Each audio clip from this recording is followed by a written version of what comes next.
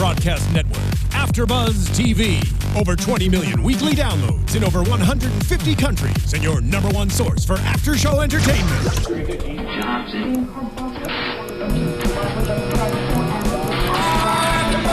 AFTERBUZZ TV, the destination for TV superfans. Producing aftershows for over 300 of your favorite TV shows. Interviewing celebrities and showrunners. And bringing you behind-the-scenes exclusives. All thanks to E! Entertainment's Maria Menounos, producer Kevin Undergaro, and internet leader Akamai. Now, let the buzz begin!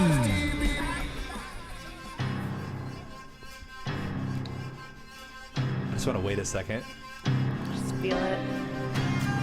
Yes! We are back. We are here. We are live. AFTERBUZZ. No, don't take it out. Just keep that running. Welcome to the Black Sails AFTERBUZZ TV After Show, episode XV, or season 2, episode 7. I am your host, Ryan Hooks. We are here again, once again, to talk about my favorite show, Black Sails. I don't know how you guys feel about it, but to my left, Lauren Salaun. Hello, everybody. You can find me on Twitter at Lauren Salaun. Jamie Elias. And you can find me on Twitter, Instagram at Jamie F. Elias. Right there below you guys, right?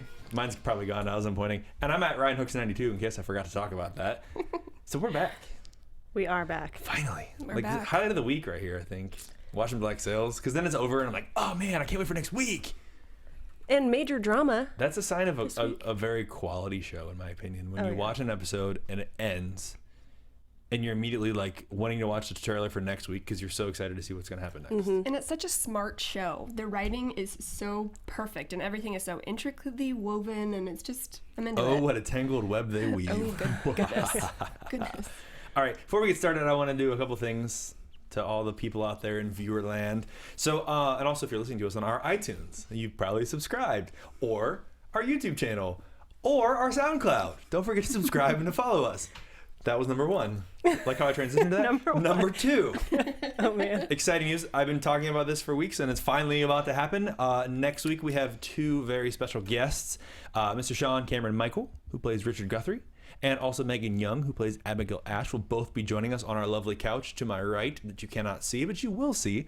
We look forward to having their opinions and their questions and answers to all the stuff that we want to know about Black Sails up until this point. So if you guys have questions, make sure you send them to us this week on Twitter, and we'll do our very best to get them to the folks when they show up. Also, shout outs to all of our people on Twitter. Yeah. Black Sails Brethren for sure. Holding it down with all your picture memes. So go follow them. It's at Black Sails, BLKSAILS. Brethren does not have an E, so BRETHRN. I had to look to make sure I spelled it right. Hey, it's tricky. And also, again, thanks to Matt Stone. I talked about him last week. He emailed me again this week.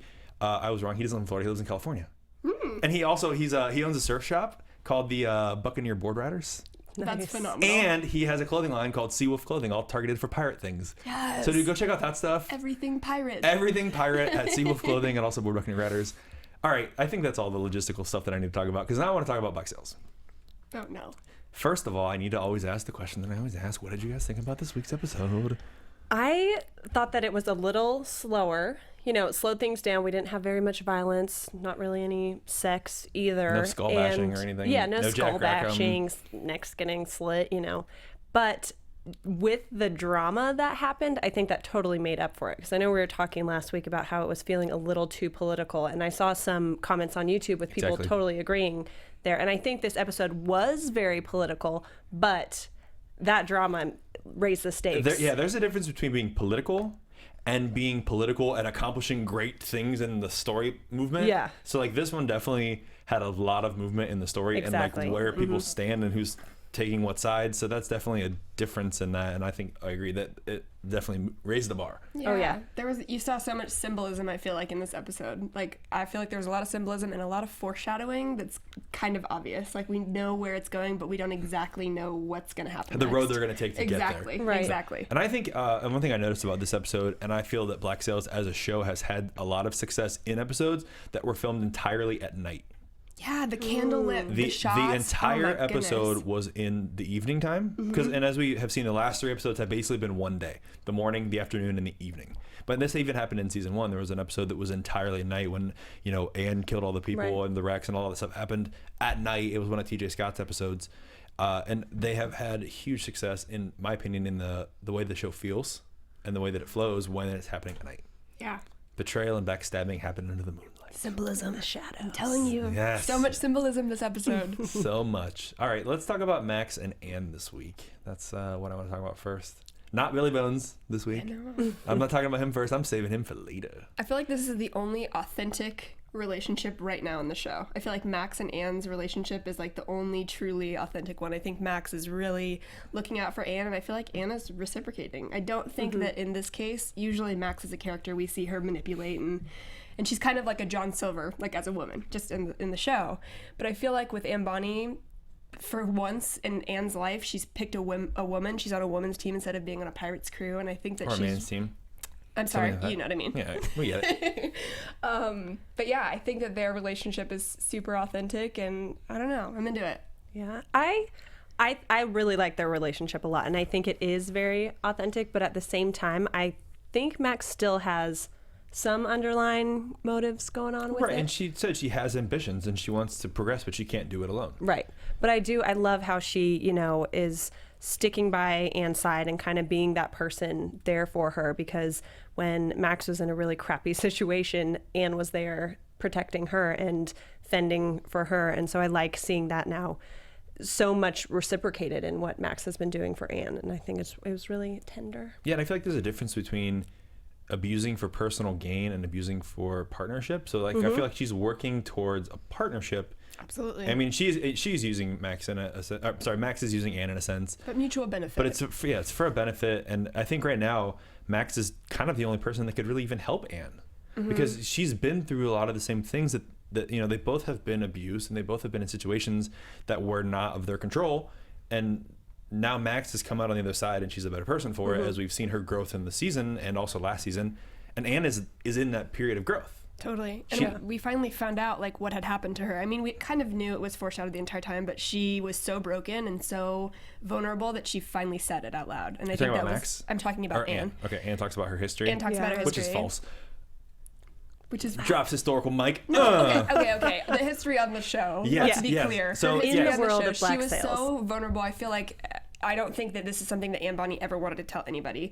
But in this moment with Max, I feel like Anne's connection is completely legitimate. I feel like she feels like Anne feels like Max is the only one that she can talk to and have a relationship right now, because everything that she thought she knew has been like crushed since Jack did that. She's in such like crisis mode right now, doesn't know who she is, what her life purpose is, kind of in a disaster. And I know when I was watching it and she went with that, I forget his name, but with that one pirate who's like, I'm probably going to be captain soon, remember my name, haha. And she's like essentially about Jacob Garrett, by the way. Yeah, she's essentially about, see, he didn't make an impression on me, Historically apparently. is no one in the future, so he fails. Yeah. But when she goes up and nearly, whores herself out to him, like she's just such a shell of a person. And in that situation, I was like, okay, she's going to slit his throat. I thought she was going to kill him. Or have I'm sex glad with that him. everyone is on the same Is she page. going to murder She him was gonna or kill have him. sex? What's going I on don't here? know. I think later on we found out that she was going to have sex, and then Max kind of pulls her back. But okay, again with the symbolism with this, do you guys remember when her clothes were all bloody and Max had to get rid of her clothes, and then she gave her clothes that fully did not fit her? So it's just kind of that thing, like in my head it was like, okay, these clothes don't fit her, this isn't a role that's gonna fit her, but she kept her hat, so it's like, oh, you're still there. And it's funny because when I picture Anne Bonny, I actually do picture her in a dress, like in that type of dress with a corset that she could have worn and fought in, because she was historically one of the only women pirates who did not dress like a man. She actually was up front with everyone and I'm a woman, and history drop mic. Actually, I'm going to cover that right now. We should find some pictures So of that. in the story, she talks about her husband and also that Jack killed her husband, because she was abusing him. there was some truth to that and there was some false to that because historically, so she was married when she was around 13-ish. There's not exact dates. And they came to Nassau, her and her husband James Bonney, between 1714, 1718. So she was between 14 and 18 years old when that went down. She did have an affair with Jack, and they were basically lovers, and they ran away together, and they were on a pirate ship together where they stole the pirate ship Revenge with Mary Read. Also why I keep thinking that Mary Read might show up, or that Anne Bonny also could be Mary Read, as we saw on YouTube. Yeah. And so there was a little cross between the fact that Jack actually killed for her and, you know, whatnot, because later, historically, they have a child together, and then also their ship gets taken out, and Jack and all the crew get killed, except the women. They say they're pregnant and they don't get killed. But apparently the last thing that Anne Bonny ever said to Jack was, if you would have, because he said he wanted to see his son one last time, and she said, if you would have fought like a man, you wouldn't be hung like a dog. So... That's brutal. Brutally honest. Anne Bonny calling it like it is to the end. That's just the historical end, but again, they're taking liberties. It sounds like something Anne Bonny would say. Absolutely. Yeah. Especially to Jack and the relationship they have. You know? So. Now, based on the show, not the necessarily the historical part of it. No, that's but fine. I just want to drop that out to people. Oh, no. I love having that stuff. Boom. I love it. Go on. But do we really think that the Jack that we know up and slit some guy's throat that he, you know? No. I had such a hard time picturing that in my head. I'm like, Jack would not, like, really, just, little Jack is not going to go up and some stranger and slit his throat for a woman. No. Because how old? What's the age difference between the two of them again? Do we know? I'm not sure, but and again, Anne Bonny in this time frame is supposed to be between the ages of 14 to 18. In historical time, in real life, she's probably more. It looks like she's more like 20, 25, and then they are split up, or Jack is killed around 1720. So this is supposed to be 1715. So technically she's probably about 5 to 10 years difference in age in real life, you know, in terms of historical end, but I'm not sure what they mean on the show. Okay, totally. It's a little blurred in the show because it's, you know, historical. It's a historical adjacent show. They sort of run like this. They're in a parallel universe. I know. So I want to ask then a couple things more about this. We're talking about them. So in the scene after Max and Anne talk, you know, Max goes outside and she's affronted by Adele. And Adele's basically saying, you know, the girls are talking about this and this and this, and Anne shuts her down, or Max shuts her down and says, listen, I'm helping her, and the people you're talking to are like me better than you, so stop. Do we trust Adele at this point? Just at this point in the show? I feel like unless she's stupid. Unless she's dumb. And we found that a lot of them are pretty stupid. Well, that's why they're prostitutes. That's going to be her bad next episode, because I feel like Max would be the one person, Max or Silver, would be the two people probably that I wouldn't cross, because I feel like Max just has, she's like sneaky and she has ways, she knows everything. She has ways of just tearing you apart without actually tearing you apart. So she'd be dumb. And the reason I bring that up is because later in the episode, when Anne actually goes upstairs with Jacob Garrett and you think they're about to have sex or she's going to kill him, one of the two, Adele actually comes in and she's like, no, she's not supposed to be up here yet, she's new, and she basically saves Max, or saves Anne from having to do anything, and steps in and like kind of takes her side. I think they trust Max. I feel like, I don't know, I would if I was them. Well, Max has their best interest. Yeah, exactly. I think so too. And in that scene where, you know, Max is very stern with her, but then ends it saying, you know, door's open. Yeah, my door's open. If you guys have concerns, like, please come talk to me about it, which seemed almost as like maybe it was an afterthought of hers, where she's like, well, I'm being a bitch. I need to like soften it a little bit and still be approachable and like, you know, kind of the leader of all these women. But I think that was a really smart move on her part. And, you know, whether it was genuine or not, I think it was genuine. But I like seeing that from her character, that she cares about the women there and what she's doing there, and that she makes herself available to all of them. You know, I think the reason it was the most genuine is because we know now her opinion of Anne and what she's willing to do for Anne. And I think that was where it was motivated from, is I will explain to everyone why I'm doing what I'm doing. If you have questions about it, come talk to me. Because in my mind, it makes sense. And from my heart, it feels right. And then when people talk about it, they're like, oh yeah, that does make sense. And I do agree with that. And okay, we're on the same page. Exactly. Because she even said, if nobody gave a damn about me when I was on the beach except for Anne. Like, you need to realize that. Like, that's such a huge thing. Of course, she's going to protect the person who was the only person who protected her. Saved her life. And I think also that the girl, I'm sorry, I can't think of her name right now. Adele. I'm sorry, Adele was probably sat back and was like, that's right. I didn't help you when you were out there. I didn't even go see you when you were out there. I stood in the balcony and looked awkwardly listening to you scream. Exactly. So, and that brings me to our next thought. I know that Adele stepped up this week and helped Anne and basically took the sex off of her plate, so to speak. But in the future, do we see her as a problem? Do we see her doing something stupid?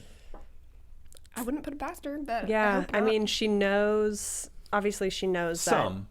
that. Yeah, she knows enough and knows that Anne's kind of being kept there, kept safely there. So I can see her using that information. Yeah, using Anne maybe as like even a bargaining chip. You're some saying money, like something. we know what Anne's done. Like, oh, I'm gonna tell the pirates what she actually did if you don't do this for me. I can see Yeah, that happening. if there's another incident there, I think definitely it's very likely that she's gonna be like, all right, you She said becomes a liability. yeah, that she looks at her as a liability and then starts to kind of plot.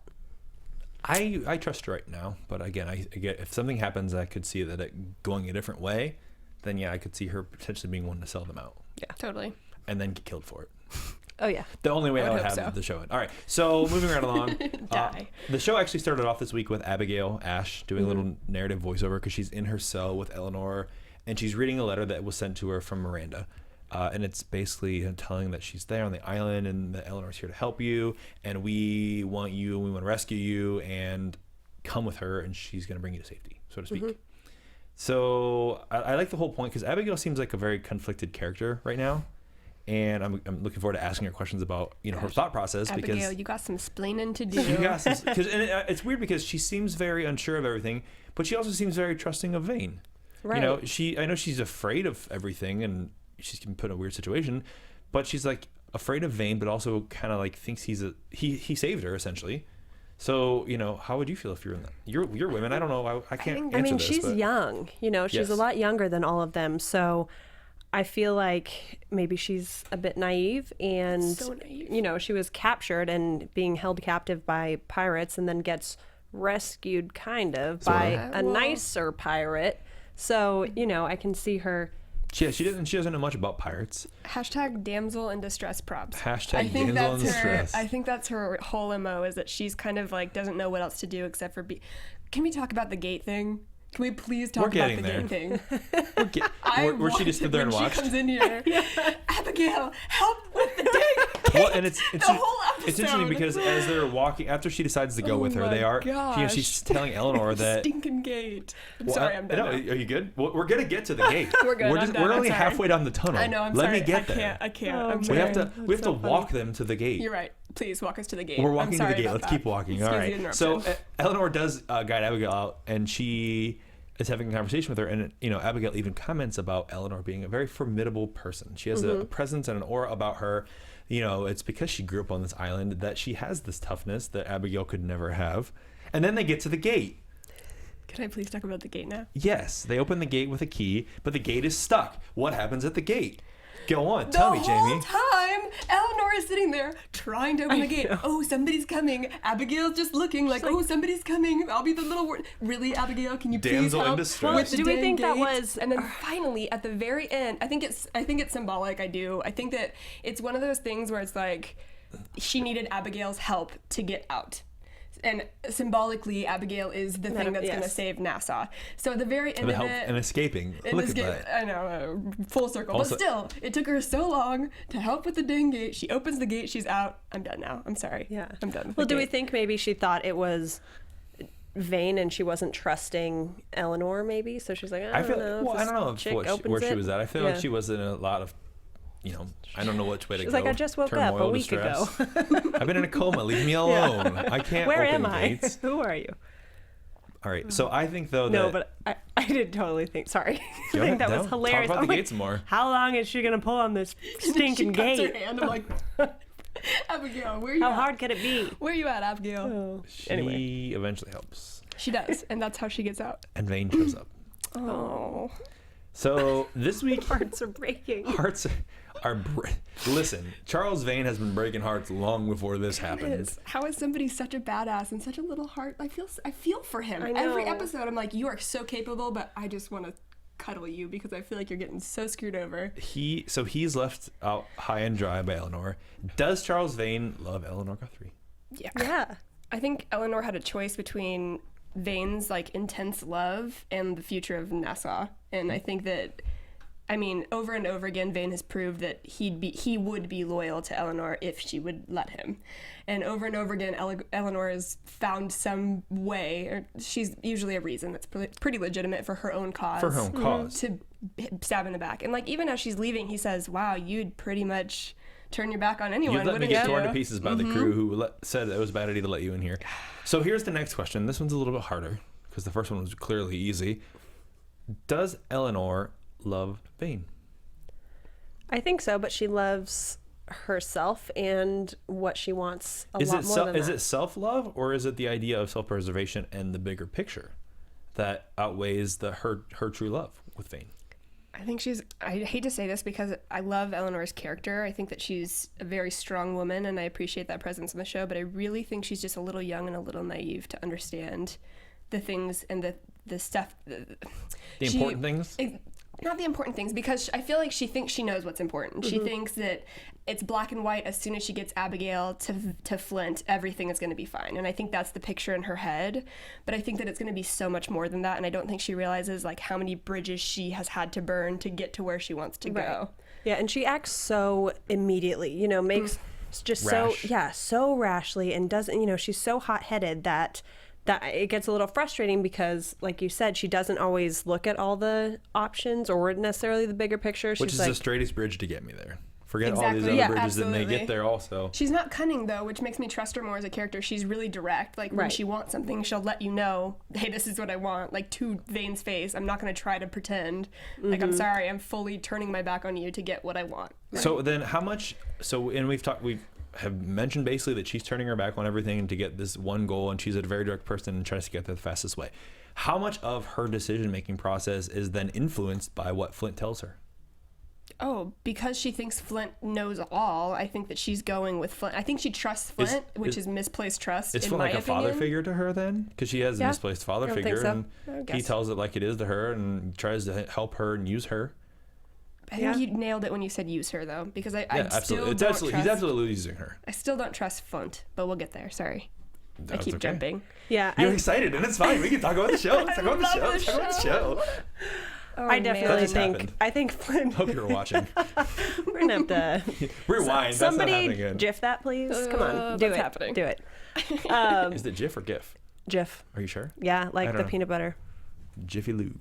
I know it is. It's true. Let's have a fight in the comments. Go now, everybody. Everyone, all right, back to what you're saying. Anyway, I do think that she sees Flint as a father figure. I mean, we've kind of had that in the past, back when it seemed like they were almost going to kiss that one time, and then he like kisses her on the head, or at least And it was maybe kind of he, awkward, yeah. he was kind of actually awkward. views her that way. Yeah, totally. More so, maybe.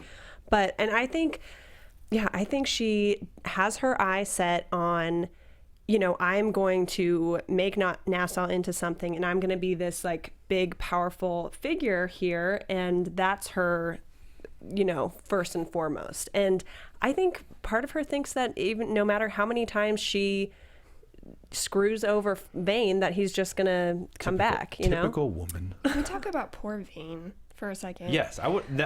Now let's talk about Vane, because I asked a question about his love, and I was hoping to come back around to him after we talked about what a monster Eleanor is. Gosh, Eleanor, God, I wish you were coming on the show next week. I have some questions for you too. Listen, Hannah New UK, we're coming out for you. Yeah, come on. Go. Charles Vane. Okay, so I feel like a couple things. I feel like loving Eleanor has made Vane a smarter man, and hear me out when I say this. Because I agree. I feel like loving him has broken him to a point where he knows he needs to be this strong man in order to get this woman that he loves. But in the process of becoming this strong man, trying to gain this woman, he actually has become like a strong man. And I feel like, I know it seems like this is the end for Vane, but the man freaking rose from the dead. Yeah. There's no way. This is definitely not the end for There's Vane. Oh, no. no way He's he's dying at all. But it also brought something that back to political, because Vane's not a super political character in the show. He's pretty much the epitome of a pirate, in my opinion. Like, he wants his freedom, no strings attached. Like, that's what he completely He's wants. an immediate person. He wants to know what's going to happen right now, because he knows Absolutely. that he can die at any moment, like everyone else. Yeah. So Yeah, I totally think that he, in my opinion on the show, is like tried and true, the truest pirate that we have on and the I've said show. that a couple times throughout the season about how I have really enjoyed his growth, where he's now taking a step back and analyzing the bigger picture, and he's making smarter decisions in the presence of other people, when in season 1 he would make rash decisions that involved fighting or attacking somebody. Absolutely. And he's now doing things in a little more political manner, but he's also still very strong and knows that at any point he can be that person. Yes. Yes. Do we really think that his crew's gonna kind of give it to him? I think he'll talk his way out of it. I think so too. I think that has something to do with the end of the show. I feel like that's his revenge. Do you think that and I was going to bring this up later, we'll talk about it right now because it's a little short moment and doesn't affect anything else. Exactly. So at the very end of the episode, we get a picture of Richard Guthrie on a wagon heading into Underhill's estate to kind of set stuff up. There is a group of men standing on the road waiting for them. I think that's Vane's revenge. Are those Vane's people? That's my first impression. That was one of two thoughts that I had as well. I thought they were. What was your second? My first thought was they were Vane's men. My second thought was that Hornigold and Dufresne put together a group of people and were on the road as well. Oh, that's actually, I didn't think about that until just now. Because Hornigold has the talk with Dufresne, you know, when Hornigold is leaving the island, and Dufresne is at Scorn, so we'll go back to that later. But that was my other thought, that it was one of those two things, and I think that the Vane aspect is probably more logical because it's an immediate solution to a problem that just happened and he's trying to save his butt. Absolutely. Right. So, Absolutely. I don't know. What do you guys think at home? Do you think the men at the end of the road are part of Vane's camp, or are they part of Dufresne and Hornigold's camp? Or are they somebody else that we don't know about? Totally. Who else could they be? Well, I mean, you know, we got when Vane got his crew, we got the end of the episode where we met the people on the island that we didn't know, and they just ended with this giant man standing on an island. There's somebody, but something bad's about to happen to Mr. Guthrie. My feeling is Vane. I think it is too. I hope it is. I mean, that sounds really mean, and I'm sorry, but man, he needs some instant payback. I'm Team Vane all the way, even though Eleanor is for, and it's not just because you're extremely good looking. But you are, Zach McGalvin, extremely good looking. No, but I think that honestly, in my opinion, I feel like he has the best. I feel like somehow Flint is going to screw everybody over with this big, huge plan that everybody's putting all their hopes and dreams in. And I feel like Vane is so, like you were saying, just straight to the point and is just like the epitome of a pirate. And I want him to be in charge.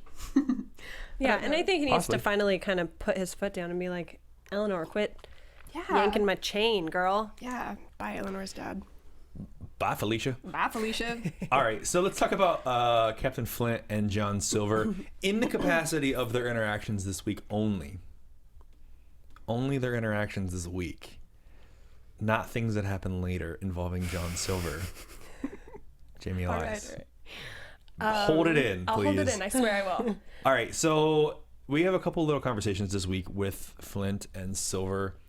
First off, when they're having these meetings and Hornigold's talking about what's going to happen, you know, and then the men show up and say the gold is gone. Now what are they going to do next? One thing that I really wanted to know in terms of their thoughts when they were talking, you know, Silver's and Flint are kind of basically finding out where they stand. And Silver's very direct that I was with you only for the gold. And we've said time and time again that Silver does not trust or put his faith in Flint like other people do, and doesn't care about what happens with them, only about the gold. So was him asking Silver for help, was that too much? Was that, again, Flint using someone? Can I bring up one thing from Treasure Yes, Island? go ahead. Okay. I'm sorry. This has nothing to do with Has to do anything with that's going to everything. happen in the future. Does it It's involve just Black Sails in 1 hour? Yes. Yeah, just stop it. So in the book, it says that Silver Treasure is Island, the book, that is. Treasure Island, the book. It says that Silver is the only man who does not fear Captain Flint. And I feel like that is so prevalent in this show that he doesn't think there's any repercussions for anything that he can be like, look, I'm sorry, I'm not into it, I don't want to be on your team anymore. And he doesn't think that Flint, he's not afraid of him at all. Doesn't think he's going to retaliate, but Flint, he lets Flint think he's smarter than he is.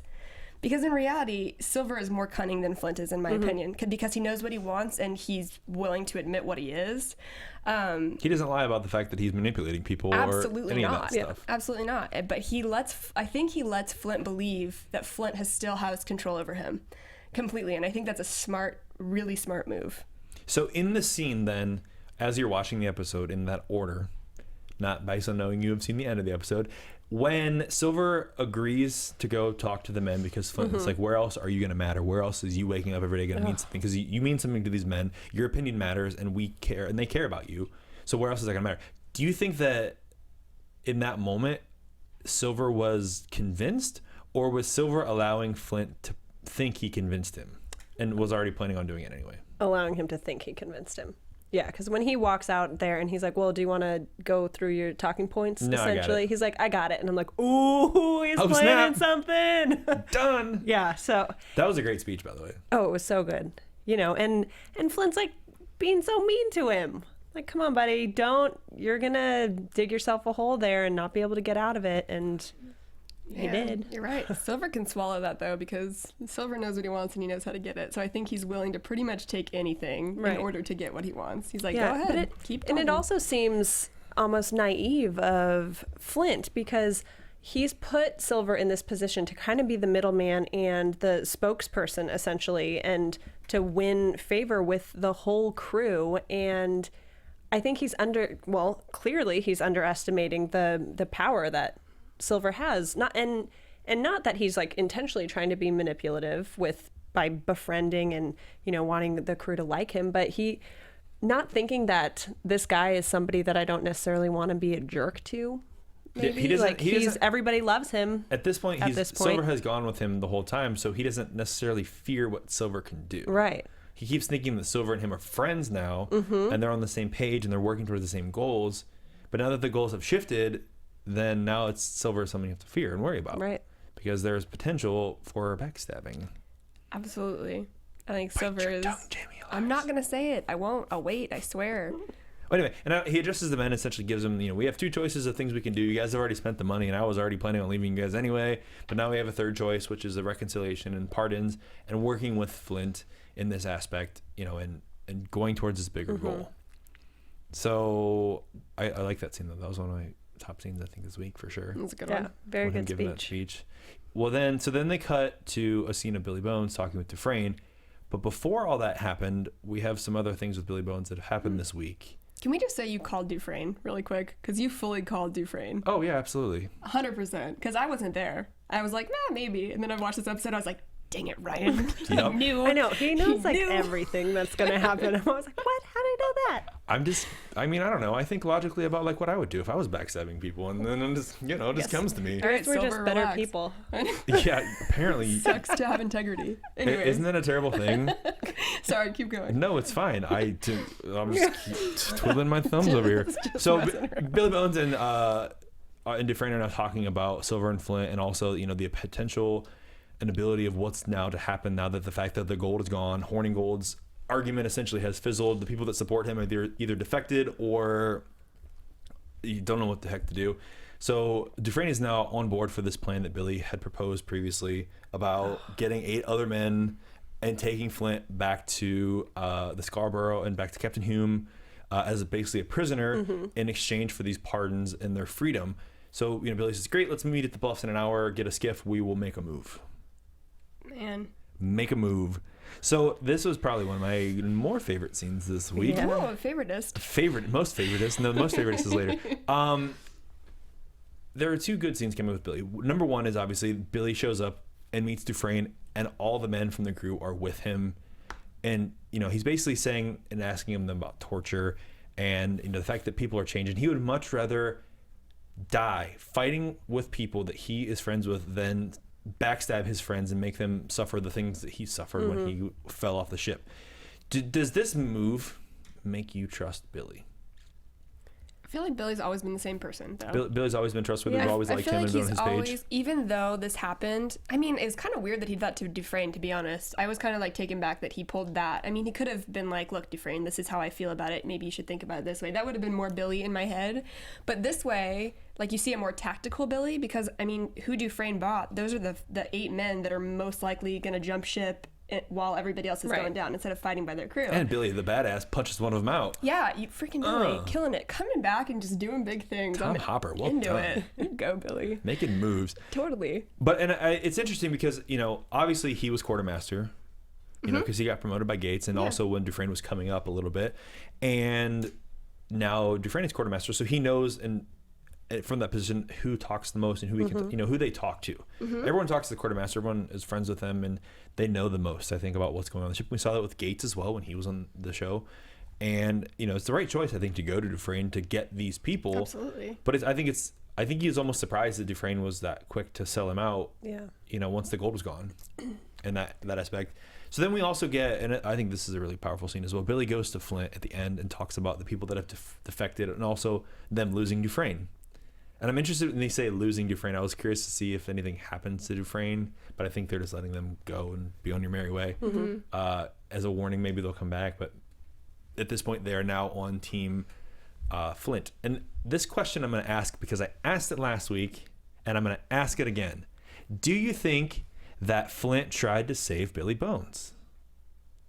No, I still don't. I kind of do. I'm sorry. Really? Yeah. See, I'm not Flint, offended. See, no, I feel like Flint, but I understand why you don't. Yeah. Like, I feel like it could go either way. It's 50-50 for me, in all honesty. Like, if he did, I would get it. If he didn't, I would get it. Neither way would surprise me. And I think that Billy Bones kind of feels the same way. He's like, I don't know, man. He's like, man, if you did, or I believe it. And if you didn't, that makes sense too. But the question that then is asked is, does it even matter? No. At this point, I don't think so. It doesn't. They have the same goals does now. it matter? I feel like they have. Billy has always been for his crew, and he wants to make sure his people have the best of what they have, but what they can do with their situation, and they all band together.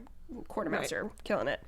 I just feel like right now, Flint is the only captain that Billy sees that actually it makes sense to pair with him and be on his team. And Billy's such a loyal character, and I think his inclination is to believe Flint was trying to save him. That's what he wants to believe, and so he's gonna choose helps that. you sleep at night. Right, but also knowing that, hey, maybe he didn't, so he's I think gonna have kind of a heightened awareness of that and kind of look out for himself a little bit more. He's gonna listen, but he's not gonna trust, kind of thing. Right. As much as he did before. And even seeing with weeding out Dufresne and all those guys, just how he's kind of scheming a bit more.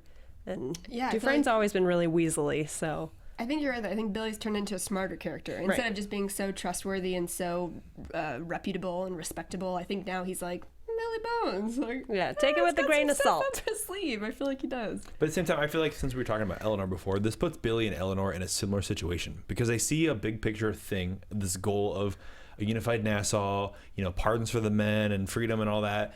And they all see that Flint is the most logical person to do that. Maybe it won't work. Maybe they'll fail in that aspect. But Flint is really the only one who can achieve this goal. So they're putting their faith in him. Go on. Can I ask you a question? You can. Do you think that this is for real? Do you think Flint's actually going to go through with this? Do you think this is his major goal? Do you think this is what Flint wants? I don't think so. I think he's being manipulated by Miranda. And I think that his goals have changed and he's just kind of doing it for her. All right.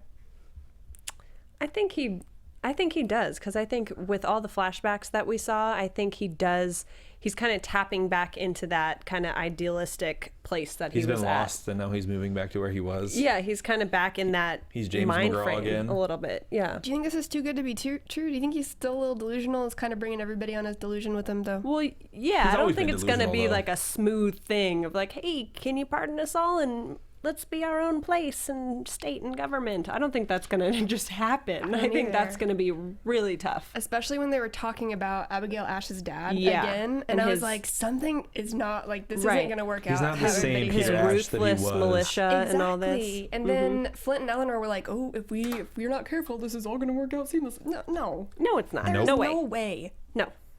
I did like the little moment that her and Richard Guthrie had where they're like, we're talking, and then he like, I was like sitting there, I was like, wait for it, here comes the arm. Yeah, wait for it. And then he like puts her arms around her, and they're just like, they're having a father-daughter moment. That was cute. Totally. And even how he was like, if Eleanor said she's going to go and bring her down, she's coming down with her. Like, I really liked seeing that too, kind of the bond between them getting strengthened, like good, like, Dad's proud of his girl. But at the same time, he was talking to Miranda and warning about Charleston. And again, the same Lord Peter Ash that we are now concerned about, Richard knows that he's a tough-ass guy and we don't need to worry about him. Yeah. It's not going to be smooth like you guys think it is. He's a different person than he was, 15 years ago or 10 years ago, however long it's been.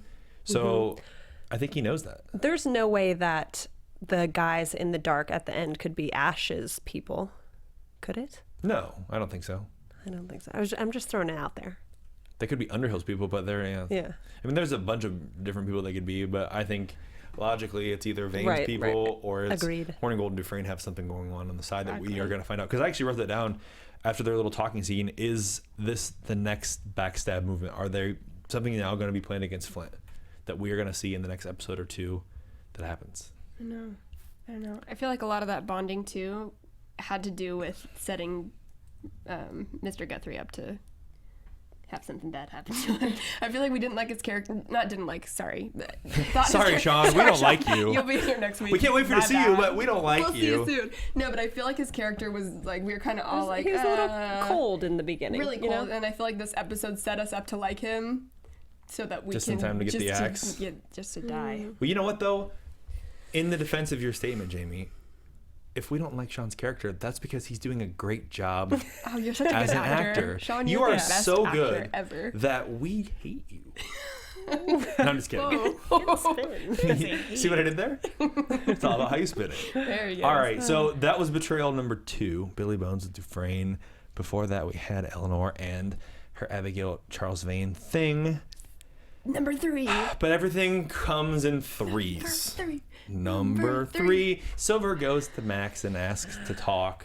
And she's like, if this is about that Logan fella, what Logan? I heard he moved to She's somewhere. like, yep. And we learn about the ultimate betrayal of the season.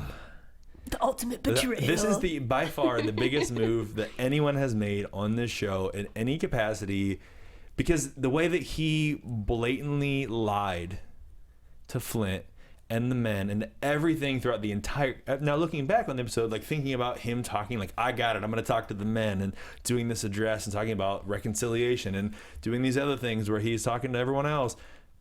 He's an evil genius. I know. The gold is on the beach. Evil genius. Just laying there waiting, and everyone is dead. They all died. And here's the thing. Why I don't get why Flint isn't going to go check. He might. Yeah. So maybe we'll see that next week. He's like, oh, okay, dang. Oh, shucks. All the gold's He's gone. not the kind of guy that's just, he will go to the end and, see for and himself. I think that's an interesting thought because, we saw in the previews, there's all this tension, probably about like what crew is going to go for the gold and like how they're lying about things if they find out. I feel like that's a very good potential for something to happen next week. They're going to get on board with Abigail Ash with the thought process of, we're going to Charleston to meet her father and return her and get these pardons and get this thing rolling with Nassau. But we're just going to make a left turn, check out the island, and then hook it right up to Charleston via the waterways that we have in the Caribbean. I feel like that's going to happen, and it's going to come about that Flint he's going to see was lied to by Silver running around with his little curly hair on the beach down there picking up gold bits. Or what if? Go on. Okay, so Max, we like Max and Silver the same character, right? So Silver comes to Max with this proposition saying, "Hey, I pretty much can't run a boat by himself," and historically that's correct. He didn't know how to captain a ship by himself, so he needed people to help him. Jack Rackham's ship is gonna go. Can you help? Yeah. But he was like, "So can you help me?" I feel like Max is smart enough because before he even said anything, she's like, all right, so that's what you told the captain, but what did the men tell you? She is so cunning and so smart. I feel like if something benefits her more than joining forces with Silver, she's just going to be like, well, now I know later. I feel like she's totally that character. They would say, oh, hey, I have a partnership with Anne Bonny, and she's my girl, but John Silver, I feel like that was such a risky move for him to make. He likes her. I think that he truly trusts her. I think that's the only character on the show that Silver really has any kind of inclination towards. Well, if you remember back in episode 1, she was the prostitute that they slept together when after he joined the crew and was brought in, and they were meeting Blackbeard. And so they have a relationship since one of the very first relationships that were developed in the show were them. I know, but man, I just don't thinking think it's all the way mutual. back so long ago, 15 episodes ago. Goodness gracious. Yeah, I mean, I think that Max will definitely loop Jack and Anne into it. I think that's the crew. I think Jack's crew and the new ship that they have, that's the crew that's going to go after the gold. Right. Whether or not Silver goes. My gut doesn't feel like she's going to turn on him. I feel like she sees, that mutually beneficial situation there. But at the same time, I mean, he's taking a big risk telling her. But there's no such thing as a secure deal with either of them, right? With anybody. But especially Max and Silver, in my opinion. I feel like they're the two, like, they will just... I think that's the reason for them to trust each other. For Silver, there's a secure deal if he's getting that gold, you know? Yeah. And as long as he's involved in the gold, he doesn't care how it gets there. He doesn't care who he shares it with, as long as he gets a share. Right. Or more, 2, 3, 5 shares, whatever. Totally. I'm just saying I wouldn't be surprised if there was some kind of something Yeah. development Or that one of the happened there. guys one of the guys that was watching the two people gold. tell? Yeah. If they kind of could- spill they the could be beans in some way. Flint brings them in and talks to them privately. We don't know them. They'll find a I way to don't get it know, out of you them. Yeah. All right, so I think that pretty much does a good job of what we need to talk about. What was your favorite scene this week? That's what I want to know. Oh, my favorite scene. Probably. I know it's so hard. There's a lot of good Honestly, scenes. it was probably when it was the Vane Eleanor scene because it was so defining. When she turned the key and his face, I was just like, oh, Heart-wrenching Eleanor, what in the world? But it was such a beautiful, the way everything, the light. That scene was amazing. I was into that. I really liked the scenes with Max and Anne. I just loved that kind of tenderness between the two of them and how much they care about each other. And, Max is really looking out for her. I liked that, my heart was hurting so much for Anne and her story. I like that we got to know a little bit more about her background, and she was very vulnerable in this episode. So I think that was definitely one of my favorites. So do you think within the next 2 weeks, this is episode 7, we have 3 episodes left of the season. Do you think by the end of next week's episode that Anne Bonny is back in full effect and typical Anne Bonny up to no good viciousness? Because, she can't be in this morning position forever. Something's going to break and something's got to give, or she's going to flip a switch and come back around and start coming out on the other side. I feel like she's going to find herself a little bit more. Because even... By the end of next episode is my opinion. Yeah, even in that scene, she was saying, she almost wishes that Jack didn't slit her husband's throat so she could have the opportunity to find herself. Develop herself, right. Yeah, See how she really is. I feel like that's her next move. I think definitely, I think we're going to obviously see Jack's going to be back next week, and I'm curious to see that was my least favorite scene this week. That there was Right? no Where is Jack Jack? Rackham. Yeah, Donde what the está Jack heck, Rackham? dudes? But I think it'll be very interesting now with what's going on with Anne to see her interactions with Jack, because She's changed a lot. especially since, how he left her there, didn't take her on board. And now all that's happened since then, I feel like there's a lot. Totally. You How know, much a lot time has has been happened. between that? Well, I don't know. A couple days, a week, yeah. Exactly. But Max is always in the same dress, so I don't know if it's always the same day or what's the going last on. 3 episodes have been the same day. Morning, afternoon, and night. Yeah.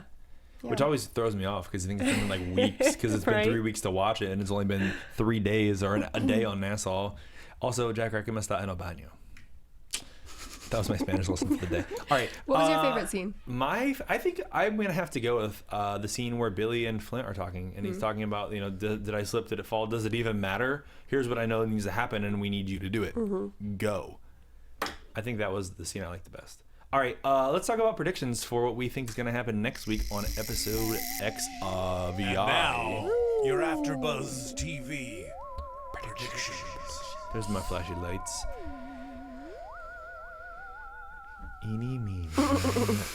Why don't you go first this time? Green sweater. Oh, all right. Jamie lies. Green sweater. Something big is going to happen next week. I think Richard Guthrie... I agree. He's gone. I think he's gone. I actually wouldn't be surprised if a few characters died next week. Honestly. Right. Just saying. Something big hasn't happened in a while. I agree. feel And we were expecting this week's episode to have Yeah, it's sort of the every big other fight, up and you down, know? up and down, every other. I'm We kind of didn't hoping... get any of that. Okay, we didn't get It's- the castle storming. Totally. I'm hoping it's Richard Guthrie, sorry, Shawn Michael, and Dufresne. I hope he does. Sorry, Dufresne. Don't do much for me. Yeah. What about Hornigold? Hornigold, I feel like he's a good man. He's just kind of stubborn. He's you out of know? it. He He's can over. just- he He's can- gonna fade into He just needs obscurity. to hang out on the beach. Just Yeah. lay out a Be little retired while. old man. Yeah, exactly. I think Flint is going to do something dramatic, and I think it's gonna... I don't know. I think we're going to see more into how Flint's working next week, and I think that Max is going to make a decision that shocks us. Oh. Well, how about that? Well, how about them apples, Lauren Salaun? I think Flint is going to decide to go the route of Abigail Ash, because obviously he was going for both the gold and Abigail, so now the gold's kind of out of the story, or is it? And so I think he's going to kind of put all his eggs in the Abigail Ash basket, and we're going to see that plan really come to fruition, and the wheels start turning there much more, which means, yeah. So we're gonna see that start happening. I think. I agree that I'm a little nervous for Richard Guthrie. For Richard Guthrie. Especially I really with those wanted to looming see men. more father-daughter bonding. I really wanted to see more. I think Jack is going to come back, and I think him, and I feel like Anne's going to kind of assert herself a bit more to him. in their relationship. Not like, you know, they're not going to like have a falling out or anything. I think they're actually going to end up being stronger and like back together. But I think maybe kind of a redefining their relationship sort of thing. A little moment. Yeah. Who knows? We'll see. And obviously, I mean, I think everything that happened in this week's episode just set us up for everything else that's going to happen, like at such an accelerated pace. And we really know kind of how it's all, what direction we're going in. We with are the now story. at the precipice and we are going to fall Right. off the cliff. Yes. Story. It is There we getting go. ready to steamroll into the final 3 episodes of the season. I disagree. I think that the gold is going to be involved and people are going to find out about the gold. Oh, I think that's a great prediction. And that's going to be where the crew is headed. Even if maybe it's Flint goes there and, like I said, by way of the gold to Charleston with Abigail on board. And I think that in addition to Rackham going after the gold, I think Vane and his men are going to go after the gold as well. Oh, I hope they do. Yeah. So Me too. they're going to go check it out and find out. Now that the fort is pretty much lost and the fact that there's no one in the harbor guarding the fort, they can actually get out freely. Because once Flint takes off with Abigail, there's not going to be the man of war in the bay. And that's going to give them an opportunity to go. Yeah. Could Rackham and Vane Yes. team up in some capacity? Because I kind of have a feeling like that might. Well, he said, either you're going to die or you're going to rule all of us at one point. Yeah. And later down the road, in historical terms, Rackham does have a series of ships that Vane captains one of, and he works for him. Hey, And it was involved in deposing him as a captain. this could be the So beginning this could of be a the beginning beautiful, of a beautiful relationship. Yeah, it's very beautiful. There's a lot of beautifuls. There's a lot of beautiful going on in this episode. All right, guys, thank you so much for tuning into our Black Sails AfterBuzz TV after show here for episode XV. We will be back next week, again, with Sean, Cameron, Michael, and Megan Young from Black Sails to talk about episode XVI. In the meantime, Jamie Elias, why don't you tell them where they can find out more about you? You can find me on Twitter or Instagram at Jamie, Jamies Elias. Thanks, Jamie S. Elias. You're welcome. Lauren Salaun. You can find me on Twitter, Instagram, Facebook, YouTube, you name it, at Lauren Salaun, LaurenSalaun. Laun. Oh. And as always, you can find me at RyanHooks92 on Twitter, Instagram, Facebook, Snapchat. Guys, again, thank you so much for tuning in. Don't forget to follow us on our SoundCloud, on our YouTube, on our iTunes. Send us comments, send us Twitter messages, send us questions for next week's episode. We will see you then. From executive producers Maria Menounos, Kevin Undergaro, Phil Svitek, and the entire AfterBuzz TV staff, we would like to thank you for listening to the AfterBuzz TV network. To watch or listen to other after shows and post comments or questions, be sure to visit AfterBuzzTV.com. I'm Sir Richard Wentworth, and this has been a presentation of AfterBuzz TV. Buzz you later. The views expressed herein are those of the hosts only and do not necessarily reflect the views of AfterBuzz TV or its owners or principals.